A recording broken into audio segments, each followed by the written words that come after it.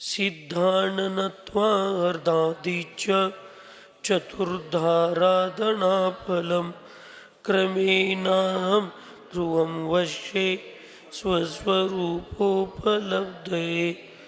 पंच परमेष्ठी भगवान की, अहिंसा में विश्व धर्म की, सिद्धांत शास्त्र की, परम पूज्य आचार्य भगवान अमित गति महामुनिराज की, चारित्र चक्रवर्ती प्रथमाचार्य शांति सागर जी महाराज की, संत शिरोमणि आचार्य गुरुवर विद्यासागर जी महाराज की, शांतमूर्ति वत्सल रत्नाकर आचार्य गुरुवर सन्मति सागर जी महाराज की, 3,9 करोड़ महामुनिराजों की,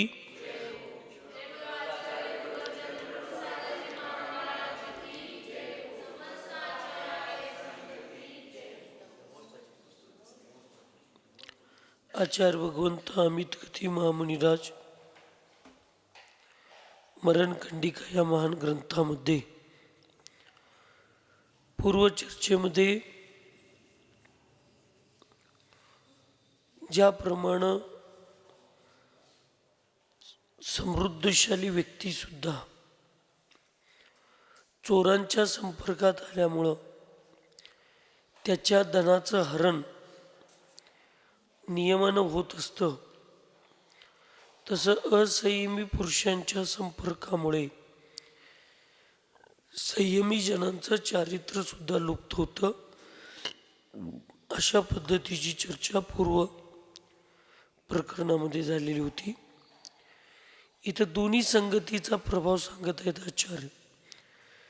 चुकीच्या लोकांच्या संगतीत राहिलं तर नुकसान काय होतं, आणि चांगल्या लोकांच्या संगतीत राहिलो तर फायदा काय होतो. पण फरक एवढा लक्षात ठेवून घ्या. तत्वार सूत्रमध्ये आचार्य उमास्वामी महाराजांनी जर सांगितलं की अधिक गुणांच्या मध्ये कमी गुणाची लोक, म्हणजे जो वस्तू बंद होत असतो, द्वैनेक असं काहीतरी आहे बघा. म्हणजे जास्त मध्ये कमी मिसळत असतं, कमी मध्ये कधी जास्त मिसळत नाही. नदीमध्ये ओढा मिसळला जातो आणि त्याला नदीचं स्वरूप मानलं जातं. नदी समुद्रामध्ये मिसळल्यानंतर त्याला समुद्र मानलं जातं. समुद्र कधी नदीत मिसळत नाही.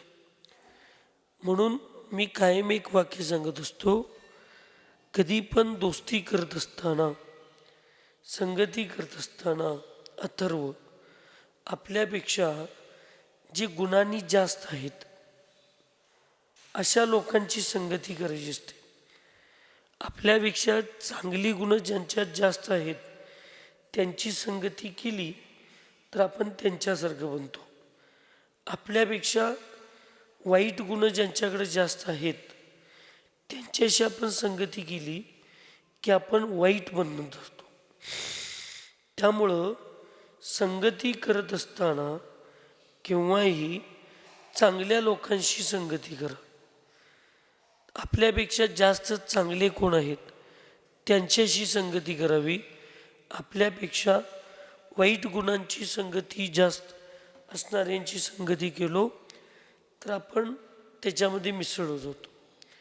आत्तापर्यंत आचार्यांनी वाईट गुणांची जास्त गुणी असणाऱ्या लोकांच्यात आपण मिसळलो तर काय होते सांगितलं. आता आपल्यापेक्षा चांगली गुणं ज्यांच्यात आहेत जास्त, त्यांना सर्जन म्हटलं जातं, अशा लोकांशी आपण संगती केलो तर काय होतं असं आचार्यांनी या ठिकाणी सांगितलेलं आहे. म्हणून इथं आता सांगतायत अजून एक गाथेच्या माध्यमातून, दृष्टाणाम रमते मध्ये दुष्ट संगेन वासित विदुरीकृत वैराग्यो न शिष्टाणां कदाचन. आचार्य भगवान सांगतात,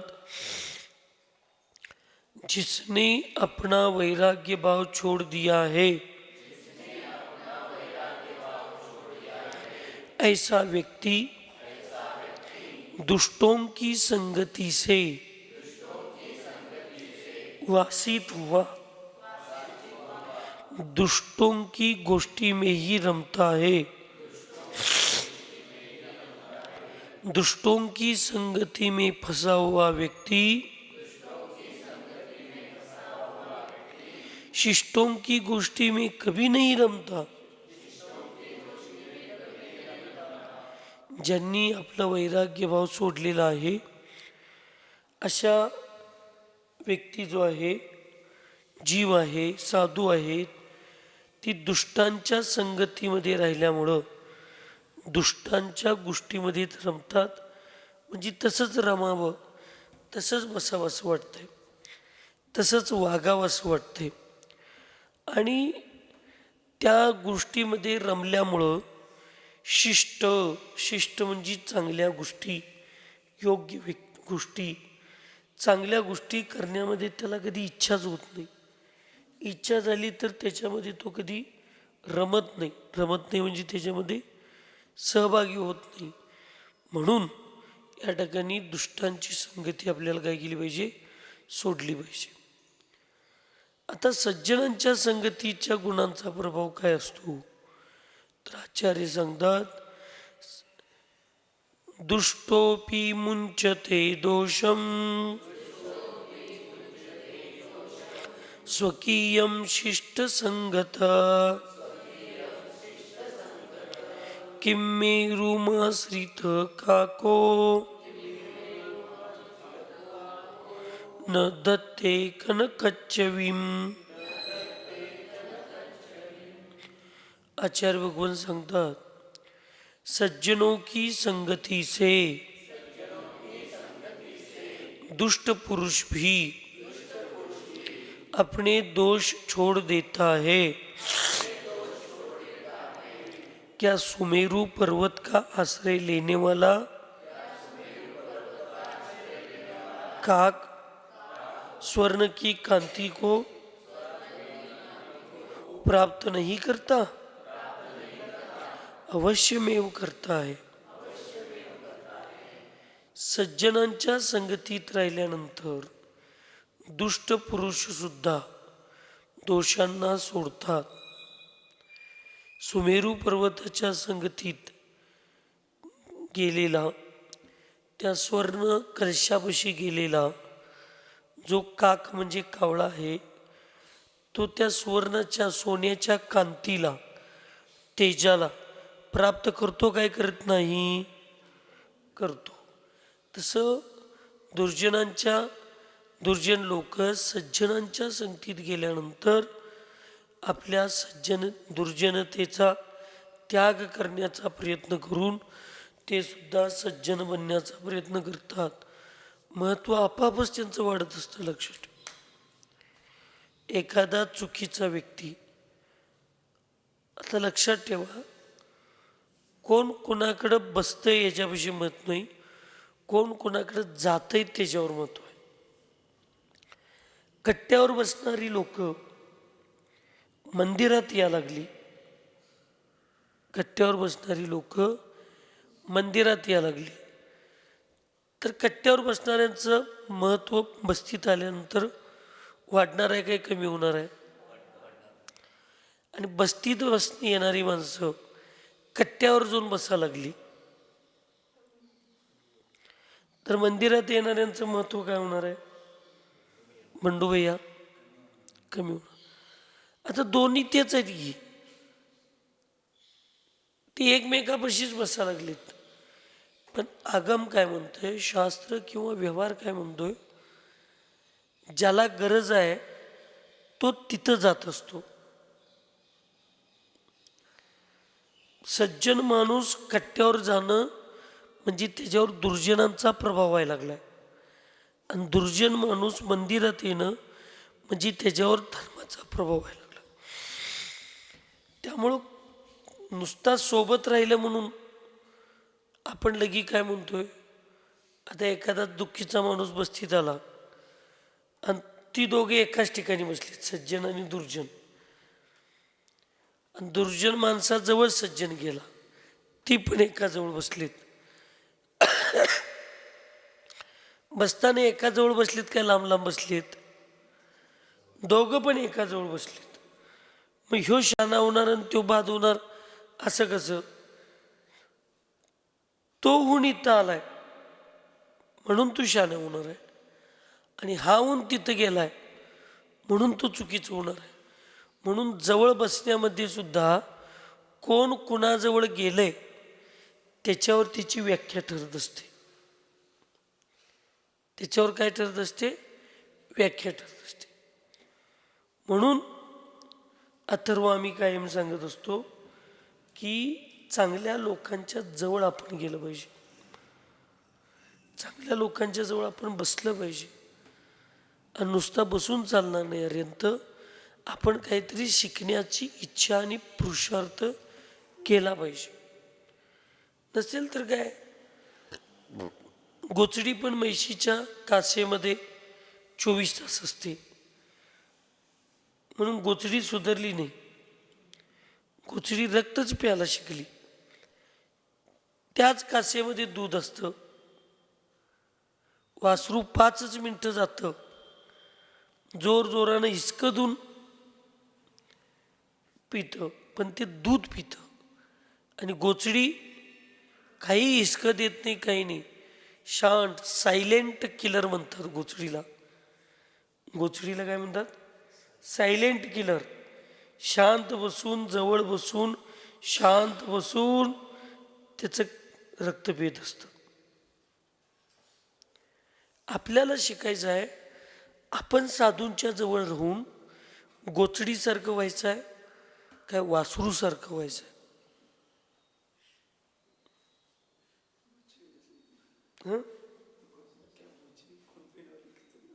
हाँ, गोचड़ी यानी मालूम होते हैं ना, वो गाय और भैंस की स्तनों के साथ ऐसे रहती है छोटी, वो इतनी पकड़ के बैठती है कि वो खून ही पीती है और बहुत मृदु रहती है, मुलायम रहती है. और जो बछड़ा होता है वो ऐसे खींच खींच कर स्तनों को पीता है. उसके बड़े बड़े दांत होते, फिर भी खून नहीं आता, और पीता तो दूध ही है. एक छोटा होता है, वो इतने साइलेंट बैठता है लेकिन खून पीता है, और उसको बाजू में करते समय खून ही निकलता है, और जल्दी से नहीं होता. म्हणून आपण काय व्हायचं आहे ते आपण ठरवायचं. पूजां सज्जन संगेन दुर्जनोपि प्रपद्यते देवशेषा विगतापि क्रियते किं न मस्तके. सज्जन की संगति से दुर्जन भी पूजा अर्थात आदर को प्राप्त कर लेता है. क्या सुगंध रहित क्या सुगंध रहित भी फूल यह देव का आशीर्वाद है, ऐसा मानकर सिर पर धारण नहीं किया जाता, अवश्य किया जाता है. सज्जन की संगती मध्ये येऊन, सज्जनांच्या संगतीमध्ये येऊन दुर्जन लोक सुद्धा आदरयुक्त आदराला प्राप्त होतात. जसं सुगंधानं रहित असणारं पुष्प देवाच्या पायामध्ये चढवलं तर पुजारी लोक हा देवाचा आशीर्वाद आहे घ्या म्हणून लोकांना दिल्यानंतर त्या म्हणजे कसल्या सुगंधरहित पुष्प सुद्धा लोक त्याला काय करतात? डोक्यावर घेतात. लोकांच्या पायामध्ये तुडवली जाणारी माती त्या कुंभाराच्या संगतीत आल्यामुळं आणि कुंभाराच्या संस्कारानं प्रभावित झाल्यामुळं ती लोकांच्या पायात तुडवली जाणारी माती सुद्धा त्या ठिकाणी कलश म्हणून मंदिरात भगवंतांच्या पुढं पूजनीय ठरते. त्या कलशाच्या माध्यमातून तो अभिषेक भगवंतांच्या मस्तिष्कावर पाणी वाहण्यासाठी ते अभिषेक म्हणून पूजनीय ठरले जातं. म्हणून संगती फार महत्वाची आहे. आणि केवळ संगती शरीराची असून चालणार नाही, अंतरंगापासून त्या संगतीत राहण्याचे भाव झाले पाहिजे, इच्छा झाली पाहिजे. काही वेळेला आपण दुसऱ्यांच्यावर प्रभाव टाकण्यासाठी जात असतो. आपल्यापेक्षा मोठ्यांच्या जवळ गेलो ना, त्यांचा प्रभाव आपल्यावर कसा होईल असा पुरुषार्थ करायचा असतो. आपण काय करत असतो, आपला प्रभाव त्यांच्यावर कसा पडेल याचा प्रयत्न करत असतो. जो मोठ्यांच्यावर प्रभाव टाकण्याचा प्रयत्न करत असतो तो महत्त्वाकांक्षी असतो. तो कधीही चांगला होत नाही. कायम मी एक उदाहरण तुम्हाला देतोय. कर्ण आपला प्रभाव सगळ्यांच्यावर टाकण्याचा प्रयत्न करत असतो. त्यामुळे त्याच्याकडे कला कौशल्य असून सुद्धा तो प्रत्येक ठिकाणी अपमानित होत असतो. आणि अर्जुन, युधिष्ठिर हे मोठ्यांचा प्रभाव आपल्यावर पाडून घेण्याचा प्रयत्नशील करत असतात. म्हणून ते कुठं जातील तिथं यशस्वी होत असतात. आपण आपलंच खरं करण्याचा प्रयत्न करत असतो, त्यामुळं आपलं नुकसान होत असतं. आपण दुसऱ्यांचा प्रभाव आपल्यावर करून घ्यायला पाहिजे, मोठ्यांचा. आणि आपल्यापेक्षा लहानांच्यावर आपला कसा प्रभाव होईल याच्याकडे आपण बघितलं पाहिजे. तर वास्तविक आपली शक्ती मोठ्यांचं ग्रहण करण्यासाठी आणि लहानांना संस्कारित करण्यासाठी कार्य करीत असते. आपण काय करत असतो, आपल्यापेक्षा मोठ्यांना आपण प्रभावित करण्याचा प्रयत्न करत असतो. मी लय शहाणा, मी बरोबर आहे, माझंच खरं. नाही, फार विचार करण्याची गोष्ट आहे, लक्षात ठेवा. मुलाचे पाय पाळण्यात दिसत असतात.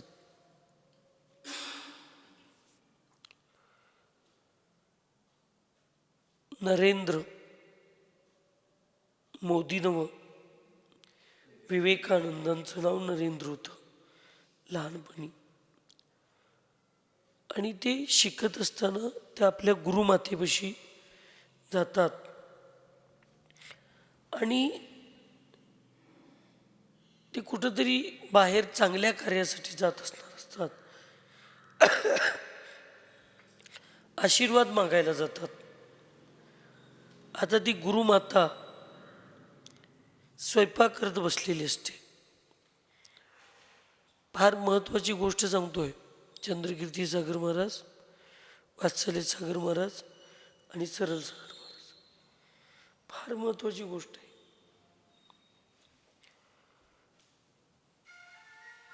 ही लोक महापुरुष असंच बनली नाहीत, ती काहीतरी शिकण्याचा प्रयत्न केली.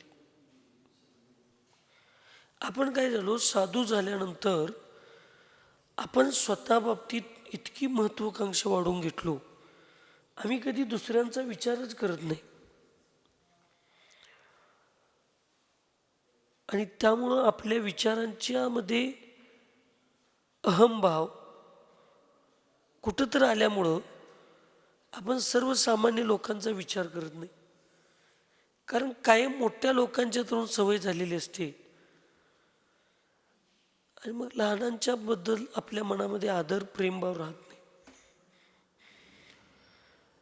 जिथं गाजवायचं तिथं स्वाभिमान गाजवत नाही आम्ही, नको त्या ठिकाणी स्वाभिमान गाजवण्याचा प्रयत्न करतो. त्यामुळं आपली अवस्था वास्तविक अशी होते, जी लोक सर्वसामान्य लोकांच्या भावना समजावून घेतात ना, ती लोक भविष्यात असामान्यांच्या श्रेणीमध्ये जातात. ऐकायला का झोपायला? ऐकायला? सर्वसामान्यांची भावना जी लोक समजून घेतात ना, ती लोक असामान्यांच्या कुटीमध्ये जातात. जी लोक केवळ असामान्यांच्या नादाला लागतात ती कधी असामान्य होऊन जातात कळतच नाही. नरेंद्र त्या गुरुमातेपाशी जातो आणि त्या गुरुमातेला मी लांब चाललोय काहीतरी कार्य करण्यासाठी, मला आशीर्वाद द्या म्हणतात. ती गुरुमाता चिडते म्हणते, हा माझं काम करायचं पुरं झाले, तू कुठला आशीर्वाद मागा लागलास? मला वेळ नाही, मला भाजी चिरायची आहे, लावायची आहे, मला जर चाकू आणून देतो. त्यावेळी नरेंद्र तो चाकू घेतो आणि त्या गुरुमातेकडे देतो. त्यावेळी गुरुमाता म्हणते, नरेंद्र तुला कुणाच्याही आशीर्वादाची गरज नाही. अर्यंत, तुला कुणाच्याही आशीर्वादाची गरज नाही. तू कुठं जाशील तिथं यशस्वी होणार. ती गुरुमातेला म्हणतोय, असं कसं माता? तर तुझा व्यवहारच एवढा संवेदनशील आहे, तू प्रत्येक गोष्टीत दुसऱ्यांच्या सुखाचा विचार करतोस, त्यामुळे तू यशस्वी होणार. तो म्हणतो, माता असं काय मी दुसऱ्यांचा विचार केलो? तर तू चाकू देताना मला पातं तुझ्या हातात घेतलास आणि मूठ माझ्याकडे केलास. जी व्यक्ती साधं चाकू देताना ते पातं आपल्याकडं, दुःख आपल्याकडं आणि सुख समोरच्याकडं म्हणजे मूठ समोरच्याकडं करतो, तो व्यक्ती नक्कीच महान बनतो. त्याला कुणाच्या आशीर्वादाची गरज असत नाही. हे वास्तविक सत्य आहे. आपण कधी हे पिंची कमंडल घेतल्यानंतर, आपण दिगंबर मुनी झाल्यानंतर, आपण या समाजात फिरत असताना कधी श्रावकांचा विचार केलो काय? आपण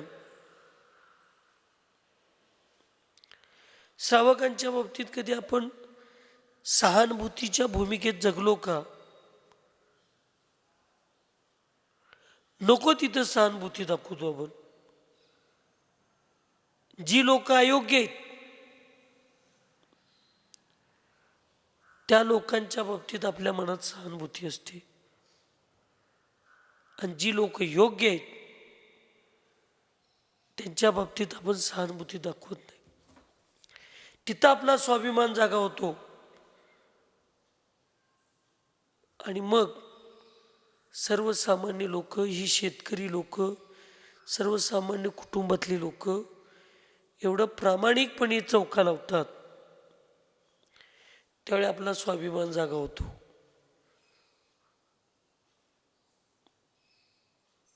आणि मग आपण सर्वसामान्य लोकांचा विचार करत नाही. लक्षात ठेवा. आणि त्यावेळी आपल्याला लोक सूचना द्यायला लागली, सवय आहे हे लक्षात ठेवा. ही भावना भविष्यातील दारिद्र्याची किंवा उपाशी राहण्याची लक्षण आहेत. लोक कुंभोजमध्ये चौक लावा लागलेत आणि त्या भावनेचा आपण विचार न करता, मी जर चंद्रपूर सागर म्हणा लागलो, मी कायम एक वाक्य बोलतोय, मी बोलतोय म्हणून तुम्ही तसं वागायला जाताय, पण माझ्या बोलण्याचा आणि शब्दाचा अर्थ फार वेगळा असतो. लक्षात ठेवा. मी म्हणतोय माझा तुम्हाला त्रास झाला आणि तुम्ही चौका नाही लावला तरी मी बाहुबलीला जाऊ शकतो आणि लोक मला चौका आहार देऊ शकतात. याचा अर्थ असा नव्हे की मी कुंभोजवाल्या लोकांना सोडून हिंगणगावला जाऊन मी आहार करू शकतो, असा अर्थ त्याचा होऊ शकत नाही. लक्षात ठेवा. देवानं तुमच्या माहितीसाठी सांगतो. एक जुनी लोकांची म्हण आहे, जुनी लोकांची, की एखादा व्यक्ती दोनदा जीवन जा म्हटला तर निदान एक चमच्याभर साखर खाऊन त्याच्या घरातनं पुढं जायचं असतं. वाढलेलं ताट डावलून ज्यावेळी आपण पुढं जातो ना, ते दिवसभर उपाशी राहायला लागतं. ही प्रवृत्ती आहे. मी घरात असताना असंच जगत होतो. आमची आई कधीही मला म्हणत नव्हती जेव, कारण ती किती जरी मिनटं केली तर मी जेवत नव्हतो, कारण बाहेरचं खायची सवय लागली होती. आणि एक दिवस का माझ्या आईच्या मनात एवढं भाव झाले की ती हट्टालाच पडली, काहीतरी खाऊन जा, काहीतरी खाऊन जा, काहीतरी खाऊन जा. मी ऐकलो नाही. शेवटी आई म्हटली वाटीवर दही भात तर खाऊन जा. तरी पण मी खाल्लो नाही. आणि मी तसंच पुढे गेलो. आणि बरोबर मी नांदऱ्यामध्ये गेलो आणि मला एक निरोप आला. तुम्ही सांगू शकत नाही. निरोप आला. ते निरोप आल्यावर मी पळून गेलो आणि 3 दिवस ऊसाच्या शेतामध्ये मला लपून बसावं लागलं. खाऊन कोण माणूस ऊस किती खाणार आहे. एक दिवस ऊस खाल्लो. दुसऱ्या दिवशी तोंड आलं सगळं, हात फोडी उठल्या उष्णतेनं. माझे मित्र जेवणाचा डबा घेऊन त्या शेताच्या आजूबाजूला फिरायला लागलेत, पण मी शेताच्या बाहेर येऊन तो डबा घेऊ शकत नव्हतो. 2-3 दिवस उपाशी राहिलो. माती खो काय अशी परिस्थिती झाली. त्यावेळी माझ्या डोक्यात प्रकाश पडला की आई मला निदान एक वाटीवर दही भात खाऊन जा म्हणत होती. ते दही भात जरी खाऊन आलो असतो तर एक दिवस तरी माझा पुढं गेला असता. हे बहुतेक आईच्या विचाराला डावलून आलेल्याचं फळ मी बघायला लागलोय. तशी श्रावक फार भक्तिपूर्वक चौका लावतात, लक्षात ठेवा. फार आदरपूर्वक चौका लावतात.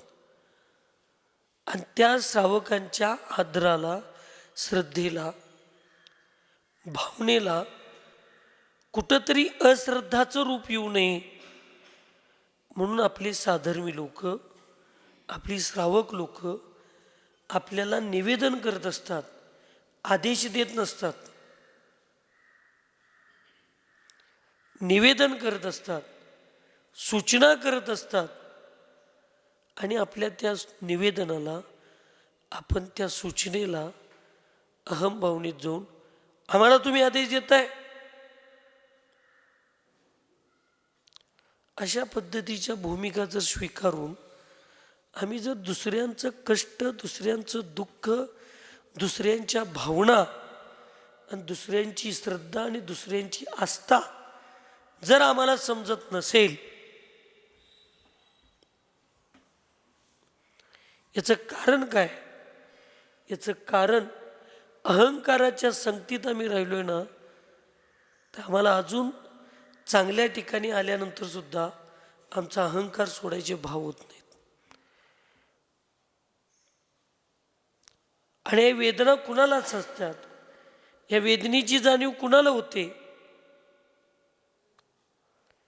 जे गृहस्थ जीवनामध्ये स्वयंपाक करून, चौका लावून, साधूंचे चौका आहार दान करून येतात ना, आणि सर्वसामान्य लोकांच्यात राहून जी लोक पुढे येतात, त्यांना सर्वसामान्य गरीब लोकांच्या वेदना,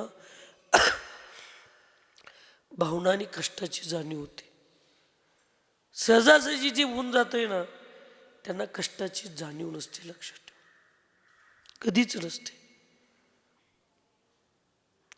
आणि म्हणून आपली अवस्था अशी होते की 4 लोक सुद्धा आमच्या सोबत आज राहायला तयार नाहीत. आम्हाला कळत नाही आमची चूक काय तर व्हायला लागले. आम्ही प्रत्येक वेळा श्रावकांच्यावर आरोप करत चाललोय की श्रावकच प्रमाद आहेत, श्रावकच अधार्मिक आहेत. श्रावकांनाचं धर्माबद्दल प्रेम नाही झाले. एक जण कोण तिकडं जायला येत नाही, खाडगेला न्यायला येत नाही, एक जण कोण आहारला येत नाही, एक जण कोण माझ्याबरोबर औषध द्यायला येत नाही. आमचा व्यवहार त्या लोकांशी तसा झाल्यामुळं माझी व्यवहारामुळं माझ्याशी लोक अशी वागतात असं कधी आज साधू स्वीकारायला तयार नाही. आज साधू फक्त श्रावकांना दोषी ठरवा लागले. पण माझं काहीतरी कर्म आहे किंवा माझा कुठतरी व्यवहार लोकांशी चुकतो ही बघण्याची भूमिका आपल्याकडे नाही. लक्षात ठेव. सर्वसामान्य लोकांना मग आपला परत दुसरा अहंकारी प्रश्न, आम्ही काय चौका लाव म्हणलोय काय त्यांना?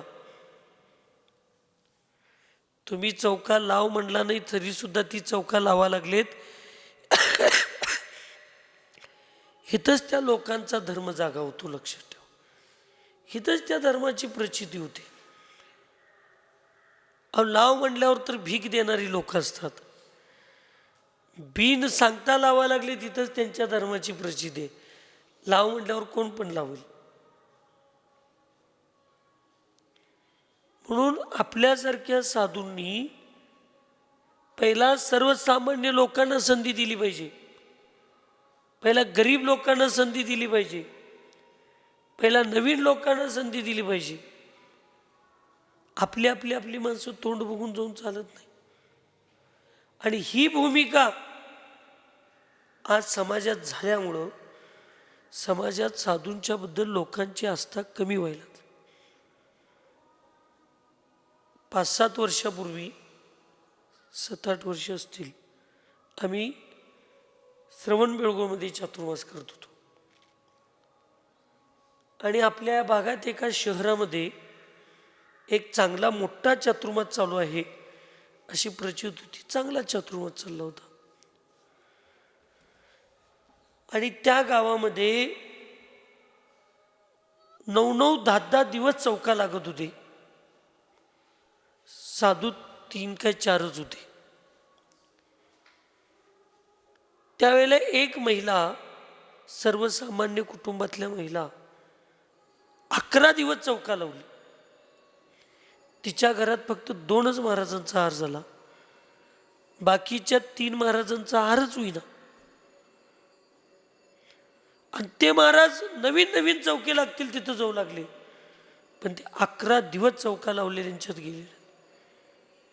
ती श्राविका एवढी चांगल्या विचाराची होती. ती 12व्या दिवशी परत चौका लावली. रक्षाबंधन होता. काय होतं? रक्षाबंधन. तिला वाटलं बहुतेक महाराजांना रक्षाबंधन दिवशी मला संधी द्यायची भावना असतील म्हणून ती येत नसतील. ती श्राविका रोज मंदिरात येत होती, अष्टक करत होती, त्या महाराजांच्या स्वाध्यायाला बसत होती, सगळं करत होती. पण सर्वसामान्य होती. ती 12व्या दिवशी रक्षाबंधन दिवशी परत चौका लावली.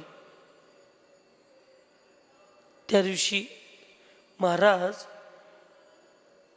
एक चांगल्या घरातली श्रीमंत घरातली महिला दुसऱ्या गावातनं येऊन चौका लावली. पहिल्याच दिवशी महाराज तिच्या चौक्यात गेले, पण त्या गरीबाच्या 12व्या दिवशीच्या चौक्यात गेले नाहीत. लोकांच्या चर्चा चालू झाली. आणि त्या दिवसापासून त्या चातुर्मासाची उतरती कळा चालू झाली की लोक म्हणा लागली की ह्या महाराजांना नुसता मोठी मोठी लोक लागतात, गरिबांची घरं येण्याला दिसत नाहीत. आणि महाराजांच्याकडं लोकांचा प्रभाव कमी झाला.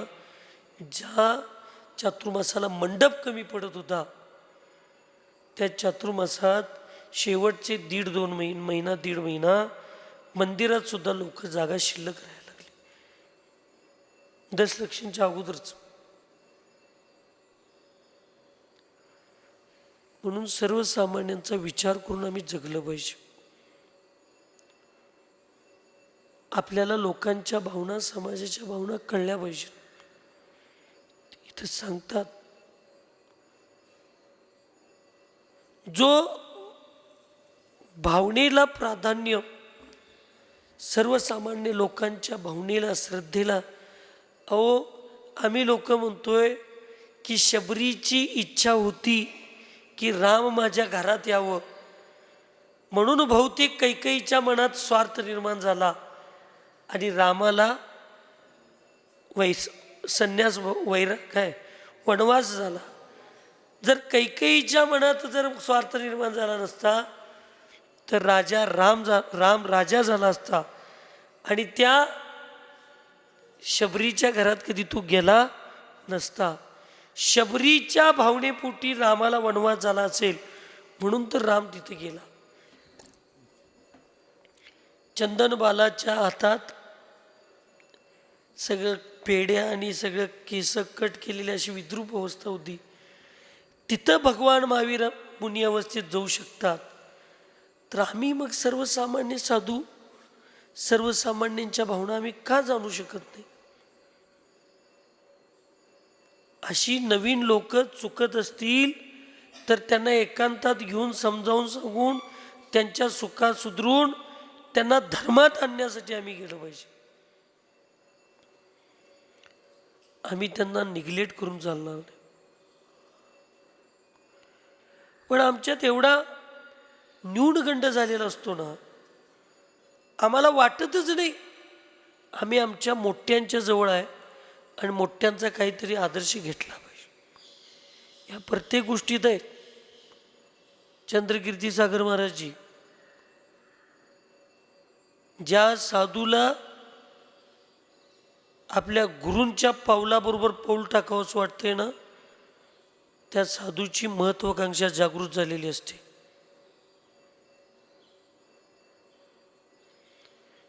गुरूंच्या एक पाऊल मागं राहून चालायला पाहिजे.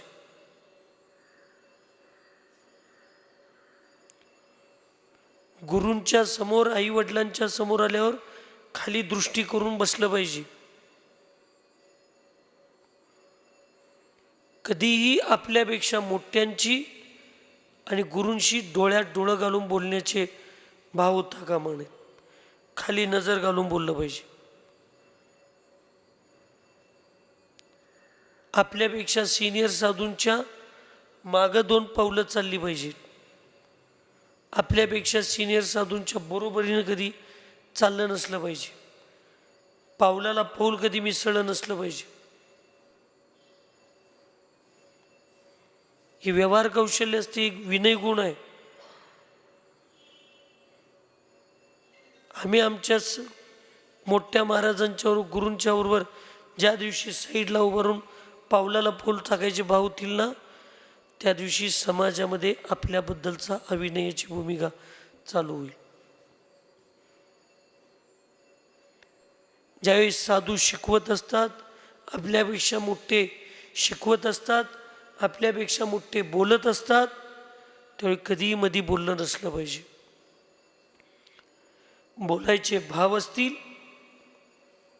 काहीतरी सांगायचे भाव असतील तर पहिला हात जोडून निवेदनपूर्वक आज्ञा स्वीकारली पाहिजे की मी 1-2 मिनटं बोलू का, 2 शब्द बोलायची इच्छा आहे, मी बोलू का, मग बोललं पाहिजे. इथं गुरूंच्या समोर येऊन श्रावक काय तर सांगत असतात, आपण मधीच बोलायला चालू करतो. नाही, ही भविष्यातील आपल्या दुर्गतीचे मार्ग आहेत. त्याच्यामध्ये गुरूंचा अविनय असतो, त्याच्यामध्ये आपल्या वडीलधाऱ्या साधूंचा अविनय असतो, आपल्या सिनियर साधूंचा तो अविनय आहे, घरातल्या वडीलधाऱ्या व्यक्तींचा तो अपमान आहे. का अपमान आहे? ज्यावेळी मोठी 2 लोक बोलत असतात, ज्यावेळेला मोठी लोक घरात सुद्धा बोलत असतात, त्यावेळी बारक्यांनी बोलायचं नसतं, परवानगीशिवाय बोलायचं नसतं.